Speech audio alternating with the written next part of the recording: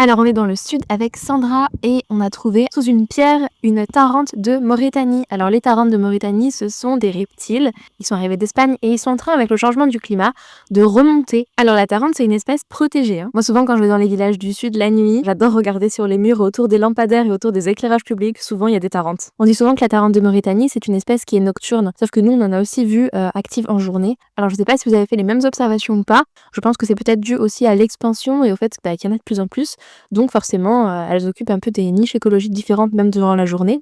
Contrairement au lézard qui a des petites griffes, gecko lui, il va avoir des pattes qui vont coller, qui vont lui permettre d'adhérer sur des surfaces lisses. Comme le caméléon, mais pas autant, il va avoir la capacité de changer de couleur. Par exemple, quand il va se chauffer au soleil, il peut être très noir, très sombre, et par contre la nuit, il peut apparaître très clair, presque parfois blanc. Ici, les points rouges que vous voyez autour des yeux de cet individu, ce sont des acariens qui le parasitent. Jusque dans les années 80, la tarente de Mauritanie, on la voyait que en Corse et vraiment sur le pourtour méditerranéen.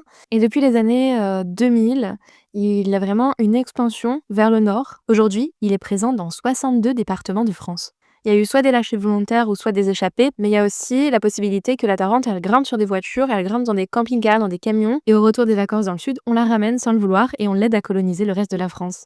Si vous voyez des tarantes, n'hésitez pas à faire remonter vos observations via le site Gécolocalisation. Ça aidera à cartographier la présence des geckos partout en France. Et plus il y aura de gens qui indiqueront s'ils en ont ou pas chez eux, plus des informations précises pourront être établies et plus on pourra savoir comment l'espèce s'étend.